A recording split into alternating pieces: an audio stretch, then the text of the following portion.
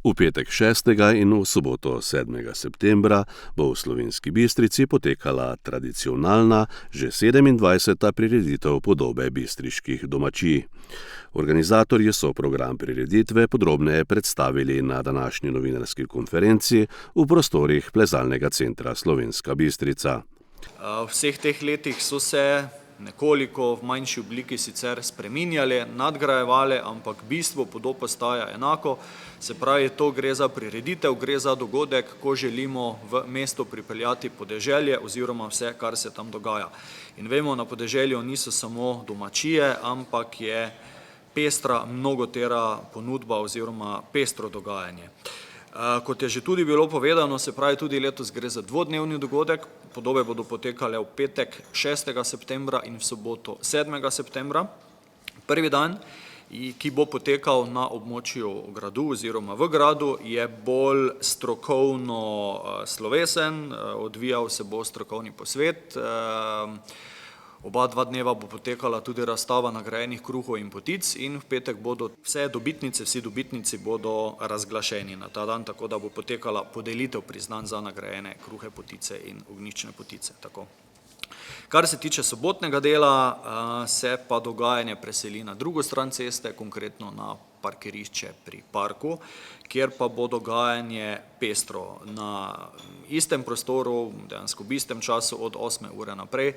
Bodo tam potekale predstavitve turističnih društev, potekal bo rokodelski praznik, predstavili se bodo zeliščarji, se pravi bo tudi zeliščarski dan, predstavili se bodo čebelarji, poleg predstavitev turističnih društev bodo potekale tudi igre turističnih društev in ne nazadnje, ne gre pozabiti tudi na zdaj že nekaj let tradicionalno aktivnost in sicer pripravo tradicionalnih jedi iz kotlička.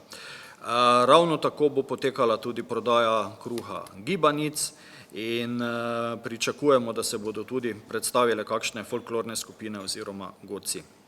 Istočasno, poleg tega, bo potekal tudi dan odprtih vrat Centra domače in umetnostne obrti.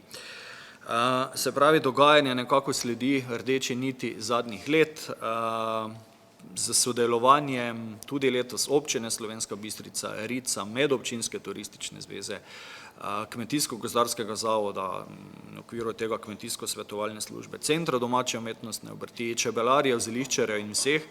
Velja omeniti seveda, da poteka tudi sobotna grajska tržnica.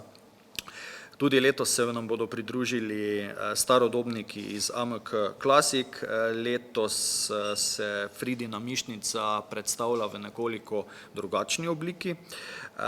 Tudi letos bodo potekali brezplačni ogledi bistriškega gradu in tudi letos bo v knjižnici Josipa Vošnjaka oba dneva potekala razstava tako likovnega društva Paleta, kot tudi razstava slikarskih, rokodelskih in keramičnih del društva Majolika. Tako da vsako leto se mi zdi, da koga pozabim, ker vidimo, da jih je dejansko ogromno, ampak želim povedati, da bo sodelujočih precej, želim povedati, da bo dogajanje tudi letos pestro, tako da, kot že uvodoma povedano, vljudno vabljeni na letošnje 27. podobe bistriških domačij. Na novinarski konferenci, ki jo je organiziral RIC Slovenska Bistrica, so predstavili tudi nekatere ostale prireditve v septembru in oktobru. Več o njih pa boste izvedeli v informativni oddaji Bistriški TV tednik.